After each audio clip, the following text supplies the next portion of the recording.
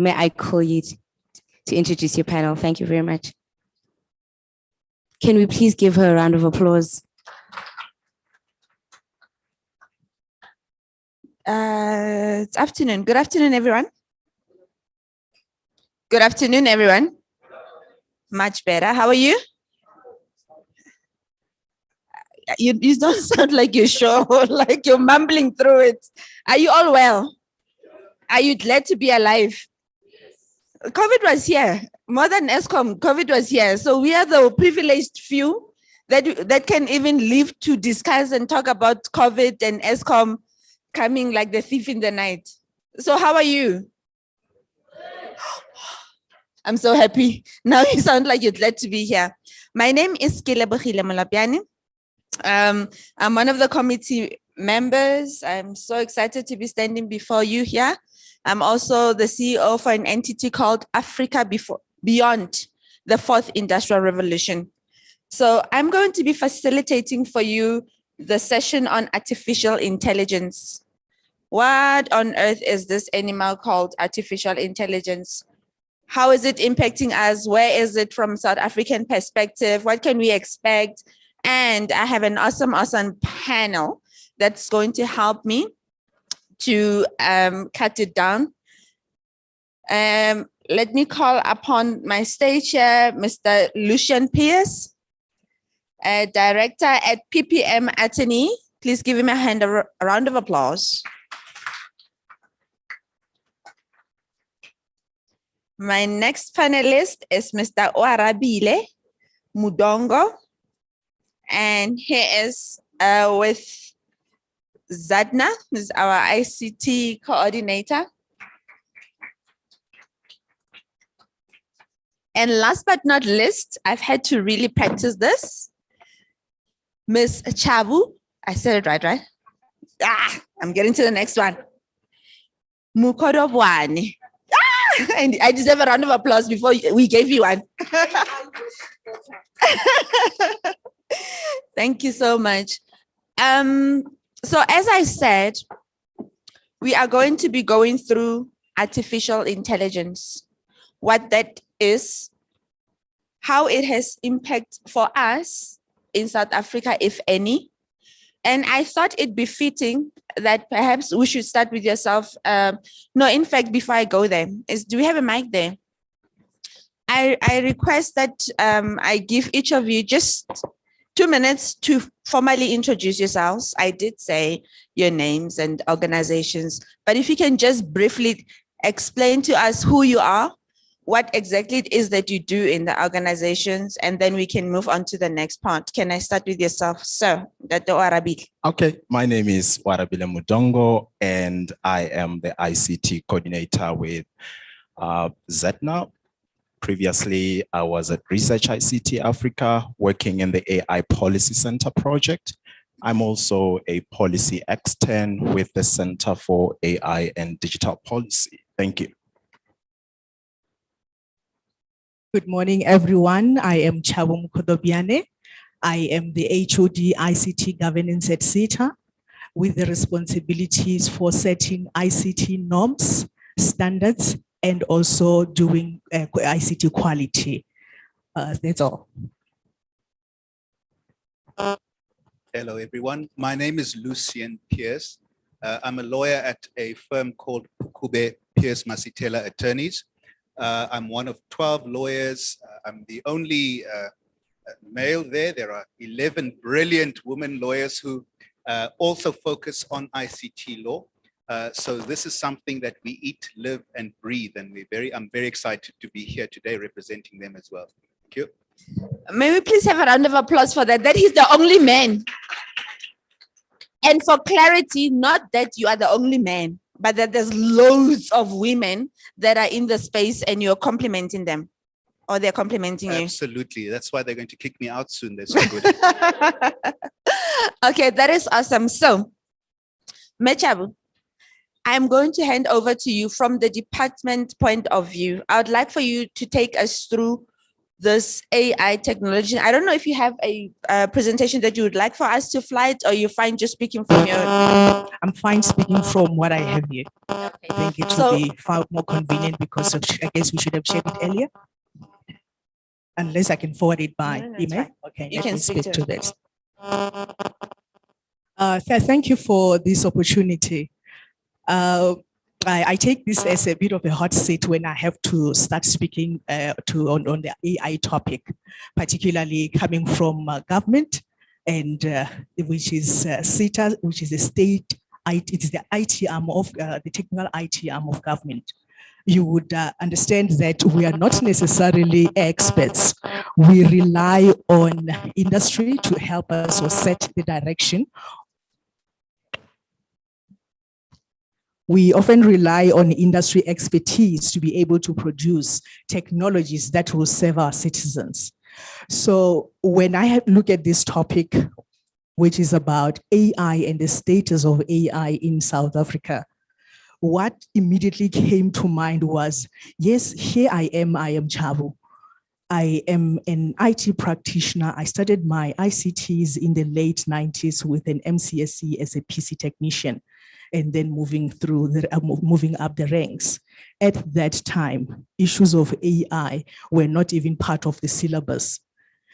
We are now in the early, we are 2000s. We are now 2020. Then this has kicked in, and I must be honest, though I'm a technical person, I'm from an ICT organization. These are matters that are still being assessed and researched, wherein we are not necessarily yet at a position where we can put a finger to what exactly AI would benefit us on and how to make it work for our citizens. So I then decided to look into the phase that we generally are in as a country, which is still at a state of understanding what AI should be, the state of our readiness as a country in terms of being able to realize the benefits of AI. Then I thought it would be necessary then to start with giving a simple definition of what we understand as AI. Let me swipe so that I'm able to get my screen back. So these are basic definitions that I had to research. It's information that is largely in the public domain, but putting them forward helps us then crystallize the point of departure in terms of what AI is. So simply defined, we are supposed to see AI as the combination of different ways of computing technologies that understand or comprehend, they act and learn like human beings. So that's the simplest definition that I can give of what AI is. Then secondly, I started asking myself as to whether we have AI already in our spaces, in our own homes. And in assessing that and also looking at available research material in the public domain, the immediate answer was yes, we already are experiencing AI in our personal spaces. If you look at some of the known top 10 examples of what AI is in our everyday life, you would know that there are elements of you having your own cell phone, your own iPhone, any smartphone, where you are able to just use your own face recognition, then be able to log in. That is artificial intelligence running in the background. That is something that looks at your face, your skin, and be able to detect that, yes, this is Chabu. So that is now the vision part of AI, wherein this technology is able to visualize and authenticate that indeed this is Chabu on her gadget. Then we have the social media. There was a time where I used to suspect that I got a lot of stalkers. And I would even switch off, turn off a lot of notifications and all, with the hope that nothing on my social media will pop up anything that is closer to my personal interests. And for some time, I thought, indeed, I have to be thinking of who is chasing me, who is after my personal information, what are they looking for, is this criminal? Only to later understand that, in fact, it is not criminal. That is AI running at the background. I love shoes, I love dresses, I love makeup and all, because I'm always going to those sites where there are those items. Facebook immediately just pops those things up immediately when I log in. Then later, when I started understanding that, oh, it is AI running in the background, then it made more sense. Then secondly, in fact, the third one, there's issues of in the office, your Gmail account. You would find that there are emails that come in. Some get dumped into your junk mail, yet you're expecting your mail to be in your visible inbox. That normally happens because AI, that artificial intelligence that is starting to emulate a behavior of a person in terms of your interest, it's already in operation. It may not be accurate, that sometimes it will dump what you use into the junk mail and you go pick it up and then push it back into your inbox. But no need to panic. That is AI doing its work. Similar to spam filters, that is AI. So going on with the examples, you've got your Google search. It depends solely on AI to be able to consolidate all this data and push it forward to you, and you get what you're looking for.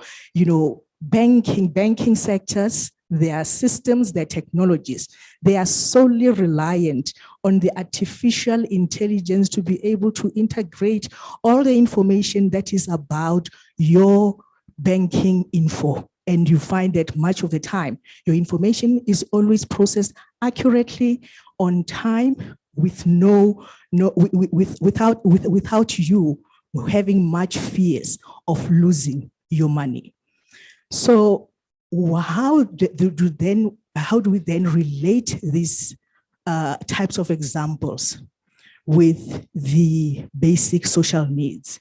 Understanding that the social needs are essentially the needs for survival and for one to progress as an individual in life. This could be in having your food, it could be water, it could be energy, protection, medication, education, employment, transportation, security, and etc.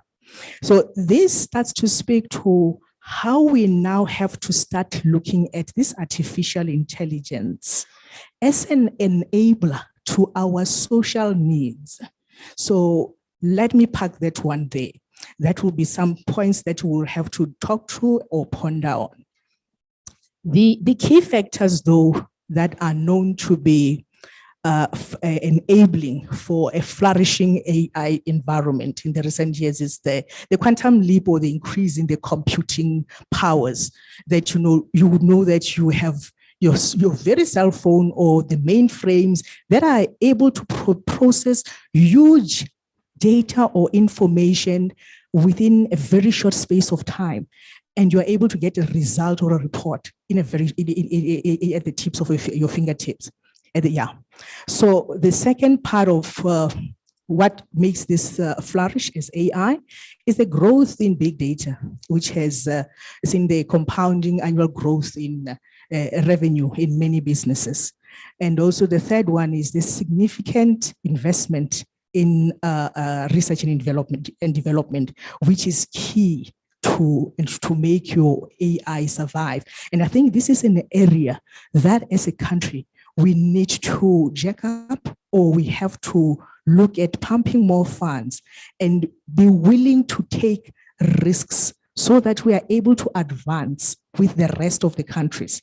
It's often, we often find that when we talk of matters of research and innovation, because that is not seen as bringing immediate revenue or producing something that will be immediately successful, we end up not giving much time, resources to make those initiatives come to life. And we also have to understand that with innovation, there will be successes and there will be failures. And we should then be willing to jack up or increase our risk appetite.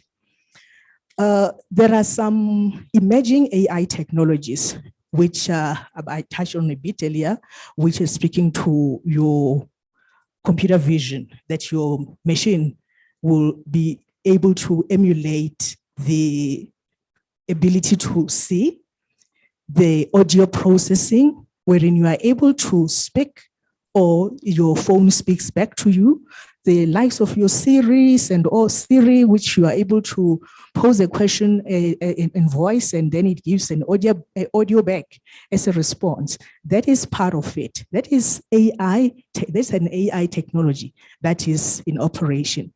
We also have natural language processing, and also your machine learning and expert learning. Here, it's closer to examples like your robotics. So all these things that I'm mentioning here are not necessarily there at ZAIGF, because we are still at a state of assessing what we should be putting in place for our government customers. In going forward, what is it that is holding us back as South Africa? The research that, or data that I collected, pointed to the data quality, that we have not yet cleansed our information to our data to a point that we're able to guarantee the quality of our citizens' data. The privacy of data, that is now work in progress with the advent of the POPIA Act, which is a plus for our country. The workforce readiness, that is another that is holding us back. And I can cite an example with the workforce. You know, we live with a statement that says you do 40 hours a week behind the desk. So there are a lot of legislations that will still need to be adjusted to enable the workforce to be able to benefit from AI when we are working from home, and the policy does not hinder one to be able to be far away from the office. There are many other examples that you would know of that would speak to workforce readiness, wherein you need to take your staff along in terms of preparing them that, yes, you would have this team in the office, this one won't be in, this team is going to be replaced by the machine in doing 1, 2, 3, 4, and we no longer need them, matters of even reskilling some of our team members. So that speaks of workforce readiness. That is one of the drawback that is making us not move at the pace that we would desire. And the issue of being concerned about the potential job losses. That is something that we still have to think about. But indeed, rather than replacing humans with AI, we should then make people more productive in other, others say it's about organizing, implementing AI solution that would not bear the burden of reskilling. We need to approach it in a manner that when you are transitioning your teams from the manual ways of doing things, we are not then moving the burden of having new teams doing work and still finding it way too complicated to cope with the work. So we should also then think of tapping them, tapping into the inclusive economic growth when we adopt the AI. For now, allow me to pause on this, wherein I'll leave just one part that may talk to critical success factors. I guess our chair or panel member may be wanting to come in while I just take a breath. but I'm left with just the critical success factors, but I think they will be best for a wrap up. Yeah, I think we can hold it at there. Arabile, from your perspective, with your background, and from a ZATNA perspective as well, what is your take on this AI animal that we're talking about? There is so much that has been covered from Mechabu, but what is your take on it? Yeah, I mean, that's a very interesting question because for the past 2 years, I've been working in these two amazing projects, the AI Policy Center and the Africa AI Policy Project to, map the use of AI across Africa. And South Africa happened to be one of my case studies in that research. Basically, the approach in these two projects was to understand the interplay between market, states, and citizens, to incorporate a political economy perspective with a lens of gender and human rights, in the sense of understanding how this technology impacts the society in this era. But thinking about, this current session and what we are really trying to discuss, I've been thinking about, AI in the context of technology that promotes public good and, public good per se in the to enhance public service. And, I'm thinking of instances where governments modernize their technologies or either, technical processes to deliver public services to, meaningfully to public servants, to citizens. So, thinking about technology as a transformation in, in this area of artificial intelligence in the society, I think it is important for us to also note that, it also opens up, this new avenue of fresh possibilities, but at the same time, we stand a chance of perpetuating or deepening the existing inequality as much as we want to embrace this technologies. In addressing this kind of challenges, I think we need a community of leaders, be it technologists, be it software developers, or public servants, to come together and collaborate to address these issues. But in a sense, public representatives who will actually address and represent, public interests in harnessing the technology to serve social justice and also addressing the inequalities in the society. But taking a little bit, back to some of the key background issues that we picked up in this project, particularly in South Africa, I think this session is actually calling us to it's calling out our attention to, understanding the paradox of digital, inequality, particularly in South Africa, especially with the, this increased uptake of AI technologies pushed by the governments and also the business side. There is this hype about the fourth industrial revolution that many politicians, jump into that bandwagon and promote it in their, so I think this actually distracts us from, the unfinished business of redressing the inequalities and creating the preconditions of, bringing an inclusive society and bridging the digital divides that we see today in our societies. But although artificial intelligence can be as well classified as a technology of the fourth industrial revolution, we do note as well the benefits that it can bring in the society, but also we need to note the disconcerting lack of critical engagement when we talk about the fourth industrial revolution today, particularly with the concept of, the lack of intellectuality and political, or particularly, with a policy perspective, which I think lacks in many facets when we talk about the fourth industrial revolution. But at the same time, developing economies as well, particularly, for instance, in South Africa, have become one of the among African countries that are buying into this, the World Economic Forum's policy narrative of the fourth industrial revolution, about the reason why they need to adopt the fourth industrial revolution to enhance their digital economies. But of course, like I said, we know that AI developments are also needed in our countries as well.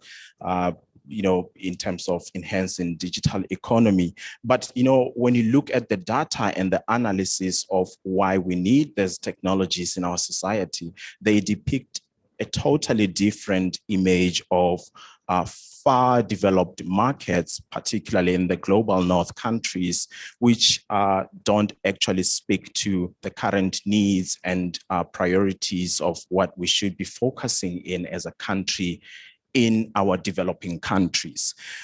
Maybe, while thinking through about this subject, I've been thinking quite some time and thinking about this, I've been, thinking whether this could be another, new phase of digital deal that governments are pushing along with the private sector, or is this really another phase where we would be able to realize the actual fourth industrial revolution?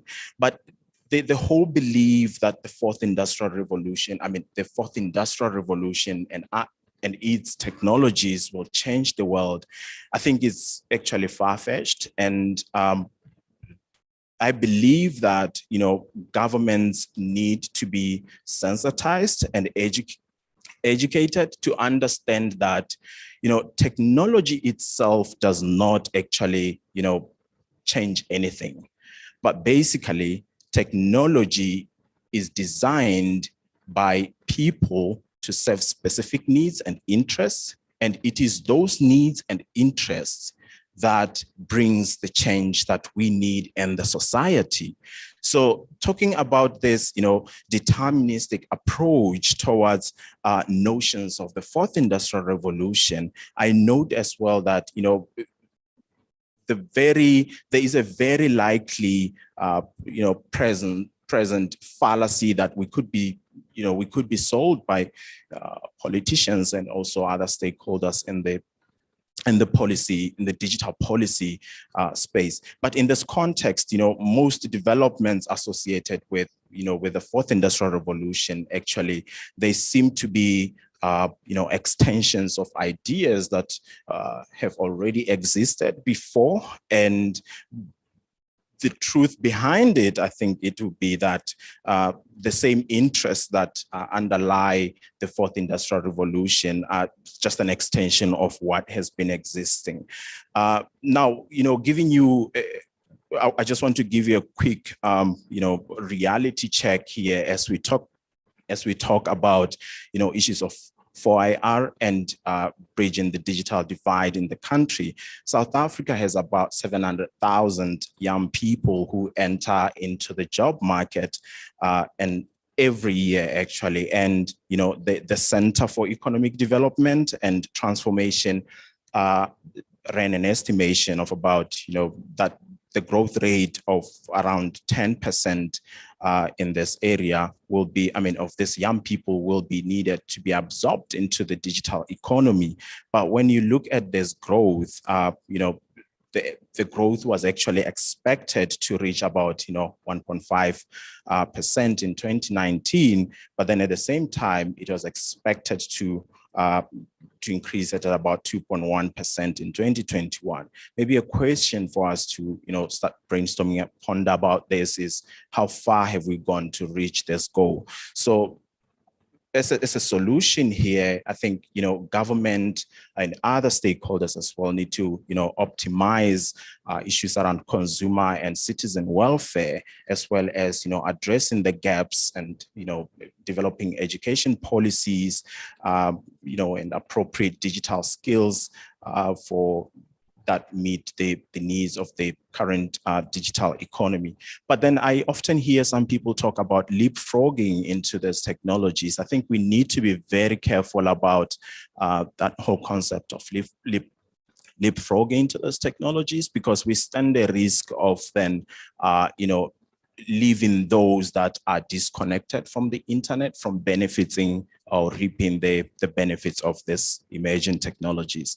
But I think, in addition to that, I need to talk a little bit about, addressing this redistribution effect associated with inequality. When you look at the, supply side and the demand side of, indicators, particularly adopting from the after access survey data that was, research that was developed by Research ICT Africa, South Africa is actually considered to have, far more internet users when compared to other African countries.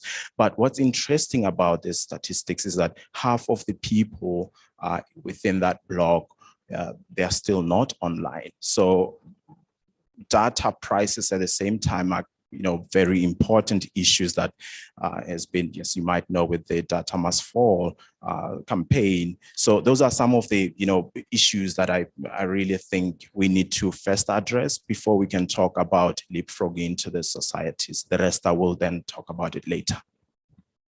So when I hear artificial intelligence, maybe let's this one that have been sanitized.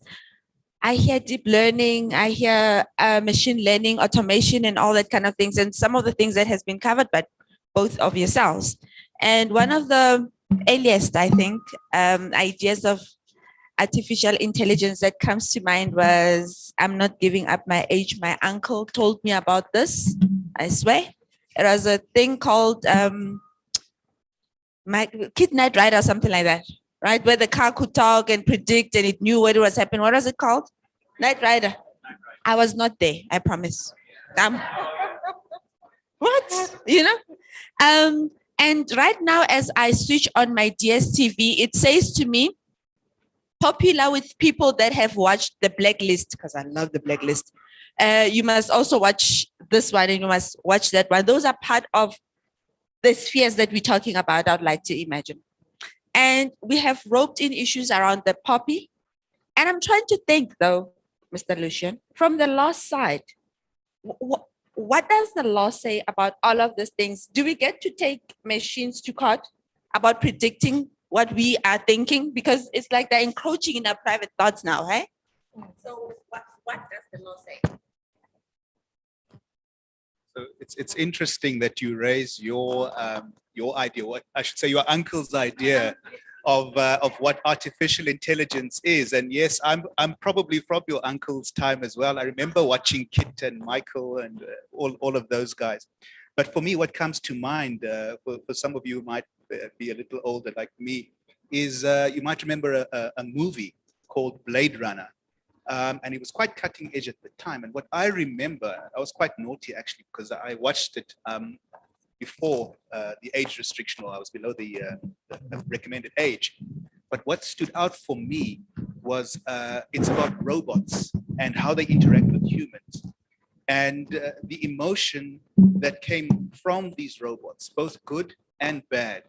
And for me, that's sort of what comes to mind when we reach a stage of artificial intelligence where robots have emotion. And you mentioned, will we have robot judges? And the reality is that is happening already. There are programs that have been produced that can give a statistical probability of the outcome of a case. Lots of big law firms are using that already, and I suppose candidate attorneys are getting very nervous because the computers are doing the research now. But that, as I say, for me, I think of artificial intelligence in that sort of context, real emotion eventually. But as far as the law is concerned, the one thing that popped into my mind, and I follow legal developments quite closely, was a recent judgment in the Netherlands. And it highlights for me the dangers that come out of using artificial intelligence when it hasn't been properly thought through. Because you have very clever people, Warabile and all the tech people come and create these marvelous pieces of technology. But sometimes we forget little things that create problems down the line. So the case that I'm thinking of is in the Netherlands, where they have this really brilliant piece of technology. It's called ZAIGF, which basically in English is translated to a risk indicator system. And what it does is it monitors the equivalent of our SASA for fraud, benefits fraud. And the government made extensive use of this, saved, or at least thought it was saving a lot of money. But a couple of people started noticing problems arising. And one of the issues that they noticed was that this system consistently focused on people of a particular profile and who lived in particular areas. And it kept pinpointing and highlighting those people as the most potential suspects for being the most likely to commit fraud. But once they undertook a study, they found that this piece of technology actually was biased, and that many of the people that were identified were wrongly identified as potential fraudsters. So the court said, look, you can't continue using this piece of technology as good as it is, as much as it's saving the state money. And even if you are finding 8 out of 10 fraudsters, the 2 that you are pursuing wrongly, it does not justify this. Go back and fix it. So I think the lesson there at the outset, as far as the law is concerned, is that it has brilliant use, but we've got to make sure that it works properly and that it is not biased or doesn't have underlying prejudices. I don't know if you've heard, but it was Microsoft that created a piece of software that could communicate. And what then happened was it was put out, I think it was operated through social media, and it could have a conversation. But what then happened was some very bad people started prompting it and directing the conversation in such a way that this artificial intelligence took on a racist personality. Microsoft, of course, withdrew that. I'm sure some of you have heard about that. So there are problems that arise. Now, in South Africa, do we have a law that deals with artificial intelligence? No, we don't. We have a couple of documents that have been published, and I'm sure Parabile can tell us a bit more about them. There is a white paper that was published by the Department of Science and Technology, I think it is, sometime last year or the year before. It talks about promoting artificial intelligence. It talks about using it in the context of the 4th Industrial Revolution. Actually, it's a great document to read. It's really optimistic. I love optimistic. One of those people, sky can be falling and I'll say, oh, now we can see the sun better. There are other documents. I'm just going to glance here. Of course, the presidential report on the 4th Industrial Revolution. It deals extensively with artificial intelligence, has great ideas. It mentions, I think, the institute that you are working at the moment. So that's great progress, because I didn't even know it was up and running already. So things are happening. And then the data and cloud policy that was published either earlier this year, I think earlier this year, also promotes artificial intelligence. But what are we doing? What can the law do to protect us? So take this example I gave you of the Netherlands. That's not the only one. If you think about San Francisco had this brilliant, well, the police thought it was brilliant. They had this system of CCTV cameras across the city, and they operated using biometric facial recognition. And what it would do is it would alert patrol officers, police officers, I was going to say policemen, but they are not just policemen, officers, to any potential suspects. And what happened was in a greater proportion of the time, it was Black people who were identified as potentially being suspicious. And the city of San Francisco looked at this and then tried to establish, well, firstly, this is wrong because they are profiling people, and in most instances, they are not doing anything wrong. And they looked at the background as to why this piece of artificial intelligence that was identifying suspects kept getting it wrong. And it turned out that the company that created this piece of software was firstly based in Europe, if I remember correctly, and secondly, had used a database, because artificial intelligence involves machine learning, where it improves all the time. It's like a baby, it learns and learns. They had used predominantly Caucasian photographs to teach this system how to operate. And of course, if you use Caucasian photographs and there's a black person walking at night, it's going to be a little suspicious. So that's why it was withdrawn, because it had a built-in bias already against black people.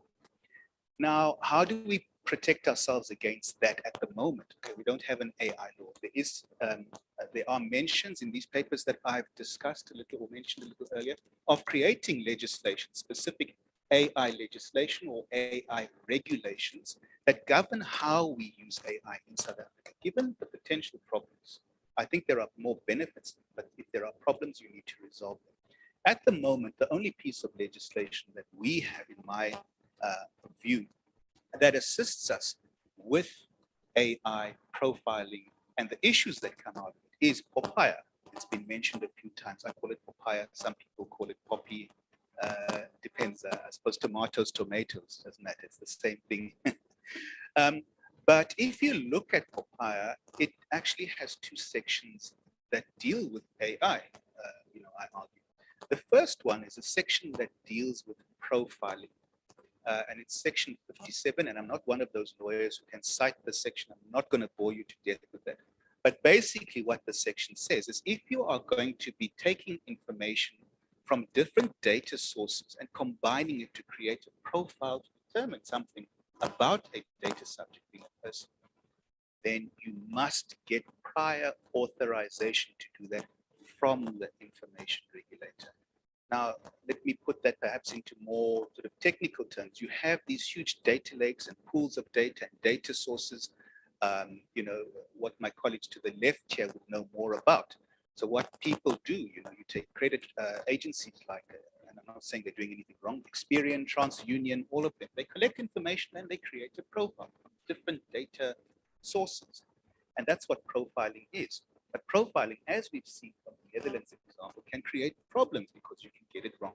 So the first protection that comes in there is that you're obliged in those instances to talk to the information regulator, to get permission from the information regulator to do what you are going to do. Why?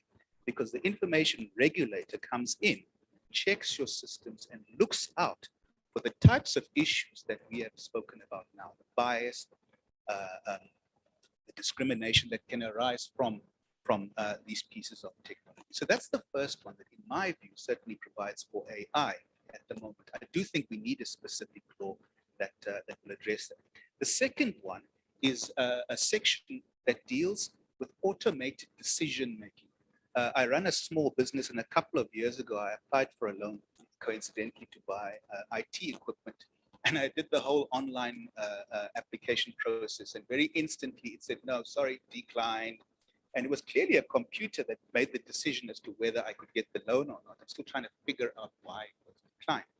But now that's an example of automated decision-making. What the law then says is that in such an instance, you as a data subject are entitled to go and find out, or the person whose organization, as we call it that, is taking the decision, is obliged to explain to you, let's get a human to tell you why this application failed.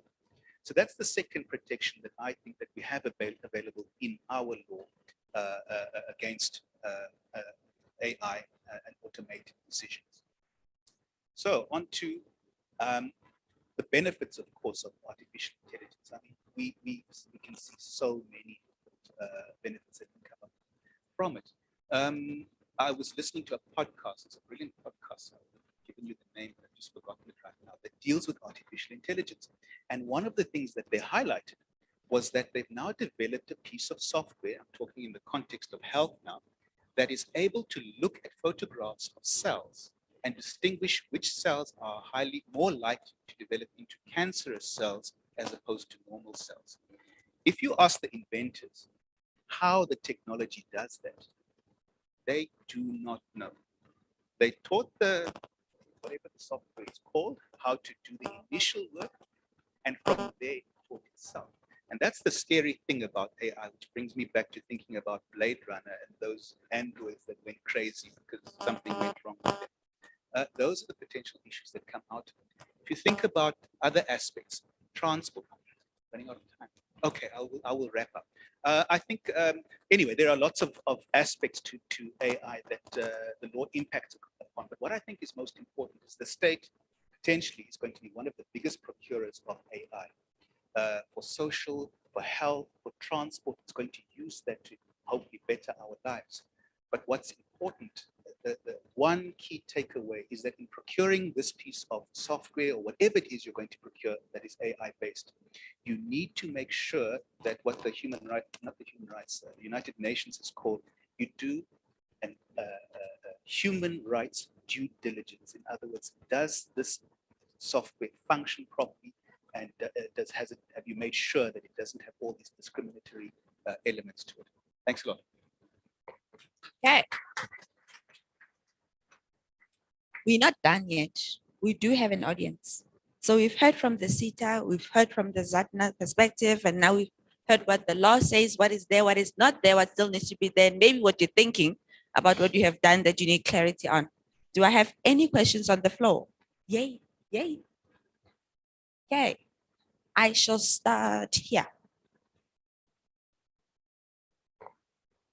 Hi, Mark Elkins from the internet. A lot of people, this is more of a... I'm going to take 3 questions and then we'll answer that and then we'll come back for the next round, okay? This is more a statement than a question. AI, a lot of people think that AI is something that's far, far in the future. Well, can I remind you that Mr. Elon Musk, the guy who's going to give us Starlink that the government's going to allow to have a contract for, so the disadvantaged get internet for next to nothing. They have got the Tesla machines, motor cars, motor vehicles, and they have FSD, full self-driving. Now, yes, it's in beta at the moment, but that is a wonderful example, I believe, of AI. And how far away is that? Well, I'm one of these strange people that loves to watch YouTube videos on people like Dirty Tesla who are driving these vehicles around. I can't remember where he is, but he's using that now. Now, imagine one day, another bit of information. Did you know that the DRC, the Democratic Republic of Congo, they have this issue because they dig cobalt out of the ground, and there's a problem with batteries and things like that. They have recently stated that they will not export cobalt to anywhere until it's been processed by people in Africa. Now, there's a particular opportunity. So imagine the South African government bending over a little bit and allowing Tesla to build a gigafactory in South Africa, where now we can take minerals from all over Africa and actually build things, including cars and batteries. Just imagine that. I do have $100 deposit on the Cybertruck. And imagine now a world where taxis are built in South Africa. Now, we still need a driver. I'm not trying to get rid of people. But now imagine that taxis actually obey the rules of the road. Wouldn't that be an amazing society? Artificial intelligence. It's coming much closer than you think. That last imagination is hurting my brains. I'm trying to. You have really brilliant ideas. I'd like to engage with you more, and I'm personally going to write out an invoice to Elon Musk because he really has a salesperson in you. That was just a comment. Oh yeah, this is another comment, no question. I'm given from Vugawanele. It's an agency that deals with digital marketing and communications. Allow me please to confuse you a bit. So I'll start. Unfortunately, you are saying you don't want to get rid of people, but we're in a situation where we need to get rid of some of our staff members, basically because of AI, you know. And it's unfortunate in a country where unemployment is at its highest, and you know, as a business, you have to consider the reality that you're competing against people that do not have the issues that we have. So the reality is, for instance, that how we, as a digital marketing agency, you do copy for businesses or whoever. Now, I'm sure some of you have heard of Grammarly. Now, Grammarly sort of cuts the work in half. So that person that you had hired to do that for you, you no longer need per se. You cannot just pay people, whereas there's something that can help you to do that. Now, there is also the rise of the .ai. So the .ai, I mean, there's a lot of websites. So now there's a website with a .ai that writes copy for you. So as a business, why would you then have people that you pay when artificial intelligence can write better copy for you with less grammatical errors? So this is the reality, and this touches into the leapfrogging. The world is moving ahead. While you're trying to sort out the social issues, the world is competitive. Countries are competing. It's not like everybody else is saying, well, you know, deal with these issues and we'll wait for you. So leapfrogging is something that we cannot avoid, but the nature of work itself is actually changing because of the development in technologies. Now, do we say technology wait for us, or we get ourselves to be able to develop technologies that are able to solve our own social issues that are our issues? Because currently what we're doing is that we're adopting technologies that are not necessarily you cannot link them to our social issues. So instead of being some sort of saying the world wait for us, they won't. The world will not wait for us. So that is what I think we need to do. So like I said, and by the way, I saw the .ai thing on TikTok. Now, are you on TikTok? And who's this TikTok? TikTok, maybe you see it's something for kids, but I saw this on TikTok. And now we may be able to make more money because I saw something on TikTok that unfortunately makes us fire some people, but I saw it on this social platform. So we have to get on with the times. Thank you. Thank you for the comments. That is the comment table right there. Like, we're coming for advice in that corner. Thank you. It's two questions. So one is from online, and then the other is my question. So it says, interesting conversation on artificial intelligence. I would want to know what efforts are being taken by the South African government to ensure that AI used in South Africa is, based on data sets that are not biased or discriminatory. And I think my question almost follows up on that.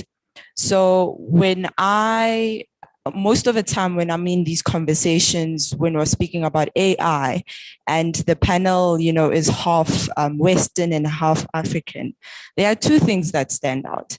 And that is, as much as the internet is a global network, we're still dealing with a great divide.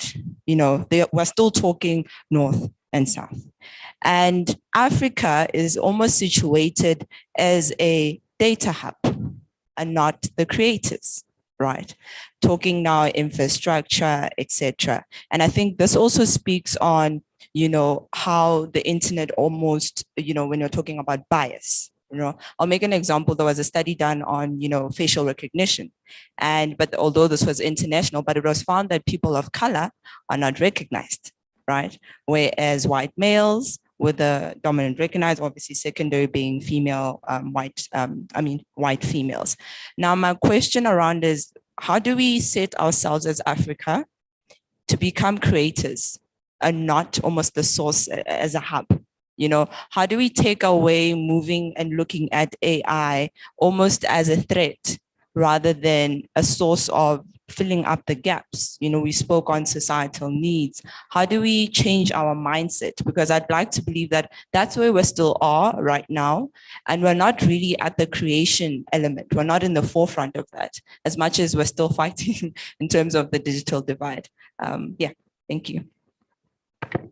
So I'm taking the last question. There are 2 questions there. And last question here. Oh, I thought you had a question. Hello, my name is Duncan Coulter from the University of Johannesburg. So you mentioned that POPIA has requirements that decisions be explicable, that the reasoning behind an automated decision be somehow explained to the person who suffers the consequence of that decision. Now, in recent years, the bulk of the development in machine learning and applied artificial intelligence has come in the form of developments in neural networks. And they're effectively black boxes. They're inherently inexplicable. So are we going down the wrong path here in terms of our research? Because it might never be possible to get anything more out of them than the computer says no, or the computer says yes, because the only kind of explanation you can ever give is that we fed it this data set with these parameters, and this is the answer it gives. They're effectively opaque. So maybe other avenues of AI should be explored rather than just neural networks. There's a big focus on it, but maybe there are consequences in that sense. Awesome. So I think the first question, Ms. Chabu, you can answer that one. They're talking about what government is doing. And the second one, we can hear what the law side is talking. By the way, people, I hope you all know that this POPI we're talking about is Protection of Private Personal Information Act, right? Yes, ma'am. Thank you for that question. It's a question that is speaking directly to issues of standardization and specification when you're asking about what efforts is South Africa taking or putting in place to ensure that such biases are not incorporated into our technologies. So I would respond by saying that this is the point where we now have to exploit the existing functions of the different entities of government that have the responsibility to ensure that the specifications that have to build into our technologies speak to the desired solution. This implies that as CETA, when we have the responsibility, I'll give it to myself, the responsibility to come up with specifications of the hardwares, the surveillance cameras, everything that has to be bought on behalf of government. We'll then have to bring the specifications closer to home. And if it implies that we have to use technologies that are built in South Africa or in Africa, if we have those, we'll then have to be able to articulate those specifications to give us the nature of a product that will do away with that type of a bias. So my simple response is that let's exploit our roles, our responsibilities. Let's ensure that within our responsibilities, we are able to cater for those biases that we would not want to see carried forward by our technologies. Thank you. Thank you. Maybe perhaps to just add into her point regarding the issue of bias and what perhaps government is doing. It could be one issue to challenge the government per se and say maybe it is time for us to start breaking off the industry monopolies and the centralization of tech giants who are, who have access to these resources to develop AI policy or technology, systems, while at the same time are stifling innovation and development into the space, which avoids small entrepreneurs from entering into the space. Then in terms of bias and discrimination, I'm thinking of a scenario I've seen and read about in Cape Town. You're walking down in Camps Bay and then a police or security officer patrolling a street stops you as a Black person and he asks you what you're doing in that particular street because they have seen you walk the street from their cameras. So those are type of biases and forms of discriminations that we are seeing being perpetuated by these AI technologies in the form of surveillance. And in this case, we are then saying we need to, introduce new industry norms where companies are able to provide information as to how the technologies that deploying are able to function to address the societal needs. Thank you for that. Did we cover the other question as well? Are you answered, sir? Mr. Pierce, did you answer the question on POPI Act? No, I didn't. So as far as the black box issue is concerned, and for those who don't know, I think in layperson's terms, what this means, correct me if I'm wrong, is that this AI takes a decision, but we as humans don't know how it comes up with the decision. Now, as far as these decisions are concerned, remember that the person can challenge it if the decision is adverse to them. What if the AI is almost always getting the decision right? There's no need to challenge it. But anyway, the recommendations as far as this black box issue is concerned is that you do some sort of human rights due diligence in procuring the software, if you are going to procure it or if you are using it. And to the best of your ability, make sure that there aren't these built-in biases. And yes, we don't know what's going on in that black box. But essentially, you've got to weigh up, essentially, whether there are benefits, more benefits to using this particular piece of technology or not. There was a paper that was put out in September of this year by the United Nations that discusses this very topic and gives recommendations on how you go about deciding whether to continue using this technology or not. And that might be actually quite useful for you to read. But it's a difficult question. If it's doing the job perfectly, then there's no need to know how it comes to its decisions. Of course, if it's getting it wrong, then there is a problem. Thank you for that. We have a question online. I'm going to take a last round of questions now, and then we're going to wrap up. I know it's an exciting topic, but then our speakers are also here for lunch, so we'll engage with them. I'm taking one from online here. Thank you. So the question goes, how do we ensure that reskilling is prioritized for citizens to take advantage of AI as well as its risks? Skilling or reskilling. So how do we ensure reskilling to be on par? Was there a question here? No? Okay.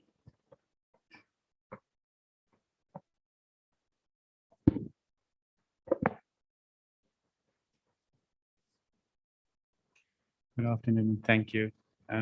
It's Hanif Kruger from the South African National Council for the Blind. Okay, I'm just close to the mic, so I'm the speaker. Okay, so this is Hanif from the South African National Council for the Blind. So it's a comment and a question. First of all, yes, people will be losing their jobs. I don't think it's very honest to say that we won't. But what are we doing? And I'm not necessarily a pro in this. I just deal with disability.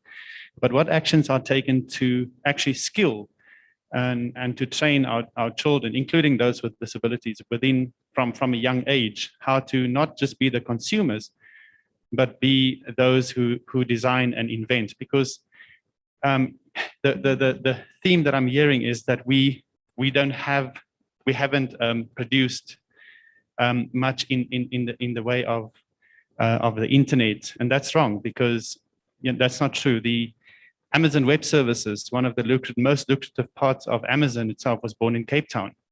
So we have skills on this side. We definitely have the capacity, but we act as if we don't. So that's kind of a comment / question.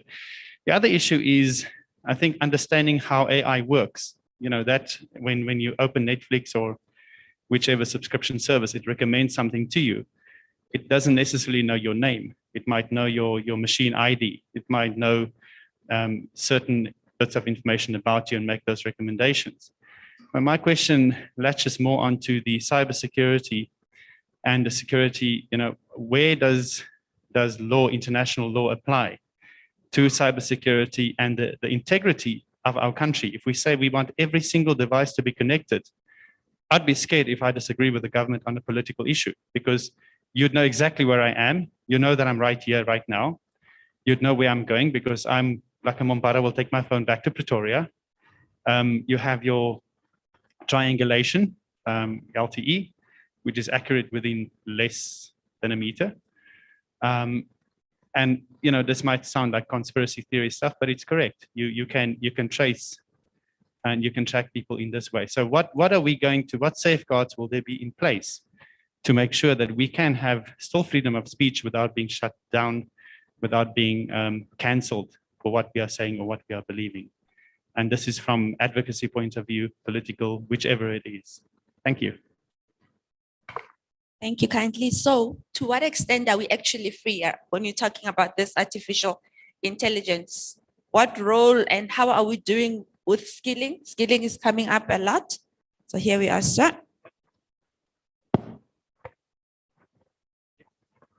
I hope I'm audible. You can, oh, should I stand up? Oh, sorry. Love your sense of humor. My question, or rather statement, it's something that I'm trailing with for some time now. Literature as it stands, it's struggling to come up with a unified or agreeable definition of intelligence. And that's a fact, you can go check it up. And here we are as simple humans trying to build something that can outthink us. And yet we want to bind it with, legislation. So maybe that's something to ponder upon. But now, in terms of the question that I have, and of course it's open for everyone who is in this room. Historically, SMMEs struggle quite a lot to take up technology and use it within their organizations for their own economic beneficiation.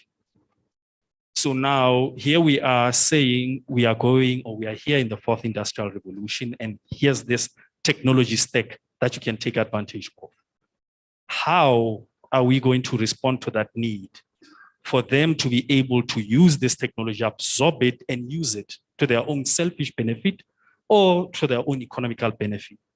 And I'm asking this because it's common knowledge that any economy is driven by small, medium enterprises. And now this is something that I don't think we are answering as the multiple stakeholders in this room yet. We are merely focusing on the technology itself. What I think we should be discussing is how do we reap the benefits and how do we measure those and how do we have maximum impact in terms of societal change? Thank you. Thank you. So I must just begin by saying I like Warabile's position. It's very socio-economic and it takes into account the structural inequality that we have. And my question, I guess, excuse me, is just also just from that perspective, right? Is that our skills deficit in South Africa is purely structural. We have, we're talking about reskilling, but I think we ourselves are way ahead of our times. What programs are in place? What can we do just to align that, make sure that we don't perpetuate what is already is an existing problem of an unskilled youth and an even more higher unemployment rate? What programs do we have to just rebalance it, make sure that we still take care of our inherent challenges as a country? Thank you. Okay, Mr. Pierce, I see you're very ready, willing, and able to take over. Ms. Chabu, you would go with the skilling one, and then we'll do a roundup. Please let me not be that lady between lunch and people. I was just changing position. Yeah, as far as the cyber security concerns are that you've raised, those definitely there are laws in place that give protections. It starts right at the top, and I can't remember exactly which convention it is, the United Nations Convention on Human Rights, I think, which protects the right to privacy, the right to bodily integrity, the right to freedom of expression. Now, countries are obliged to enforce laws to protect those rights. We've seen real action as far as contraventions of exactly what you're talking about, surveillance. Last week or the week before, the United States, although, you know, they're pot calling the kettle black, they recently blacklisted Pegasus software, which was being used to target journalists, infringe their privacy. It was more recently used in a case that featured in the United Kingdom against the ex-wife of one of the rulers in the Middle East. But as far as South Africa is concerned, we've got laws in place that actually give these protections, and believe it or not, they work. There was a case 2 or 3 years ago where the Mail and Guardian journalist Sam Soul took on I think it's called the State Security Agency, the names change all the time, and successfully sued to change RICA, the Regulation of Interception of Communications and Communication Related Act, RICA, to change it to provide more protections against surveillance of journalists and other people who are civil society organizations. So your concerns, yes, you might get rogue elements, but as far as South Africa is concerned, our laws are strong. They do provide the protection. And yes, it might be a bit of a mission to get to court to protect those rights, but you can get it done. So as far as those concerns are, you know, you've raised those concerns, they are protected in South Africa.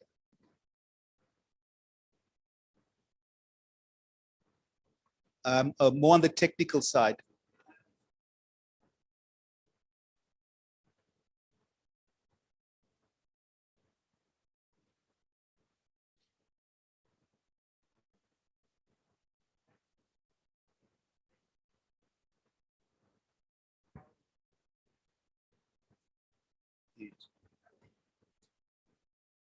Okay.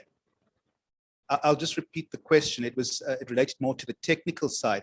Now, as far as the technical aspects are concerned, you know, as to whether the AI itself is overstepping boundaries, that's where, as I mentioned, whoever is procuring the software, getting it developed for them, or if it's government buying it, the recommendations and best practice is that you look at this AI and try to the best of your ability to do a human rights due diligence. It sounds very airy-fairy, but it is a very real concept to ensure that the AI is not going to overstep certain boundaries. That paper, if you like, I can circulate a little later on somehow, maybe. Okay, I'm gonna arrange a play date during lunch for the both of you. Okay. And then we're gonna go through this one-on-one. Absolutely. But I think you've covered the gist of what was being asked. We have literally less than 2 minutes to wrap up. So if you can please answer. Thank you. On the one of reskilling, I think what remains important is that we always have to look at AI from productivity point of view, that is making our employees more productive, and with the core of enabling an inclusive economic growth being the driver. And then it will remain the responsibility of the employer or the organization that is adopting AI to ensure that they come up with a clear strategy that speaks to the short-term skill and the long-term skills that will be required in the journey of this transition, because it will not be overnight. So have your long-term skills identified, short-term skills identified, have a phased approach of introducing AI enablements in the organization. That's how I think the approach can be adopted. Thank you. Mr. Ora, I know you want to give your input in that regard as well. You're fine. Are you sure? Okay. So in wrapping up, if I can just get a closeout. AI is here, or at least we think so, or we're not sure that it is, but we heard it was here. Even my uncle thought it was here. But what would you advise? How should we position ourselves? We're talking jobs of the future. So in one sentence, if you can each just advise us from your different backgrounds, AI, if you're to advise one thing for us to equip ourselves for the future. I think to make it a success, we have to think of, again, strengthening those collaborations. The universities, the startups, your large companies, the policymakers, and also the multi-stakeholder partnerships.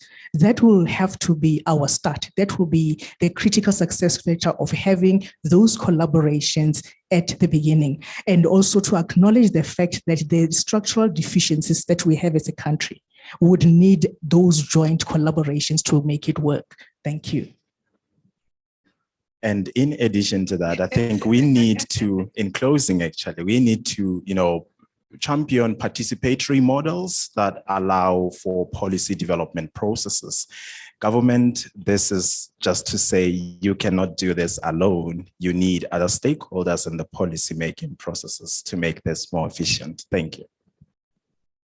Yeah, as far as AI is concerned, I say embrace it with both hands, grab it, but make sure that the way it works is not impacted negatively by things like bias, discrimination, and other negative aspects that could work themselves into the AI unintentionally. Make sure that it is removed as much as possible so that it does what it's supposed to do properly.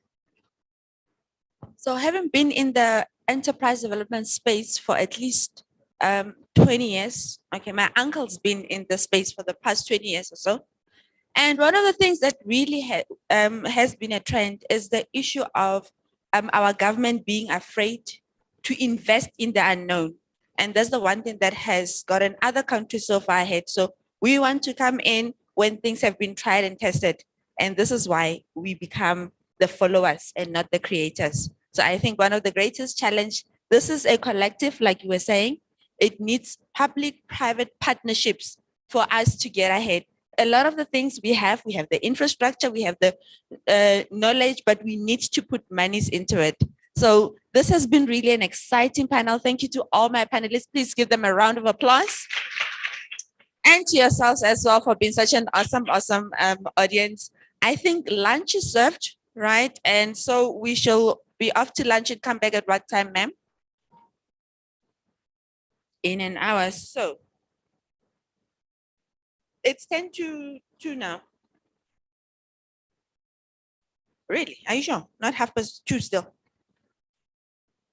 Let's do 2:30 because we're all here and then we can finish early and go. Yes. Thank you so much and enjoy your lunch.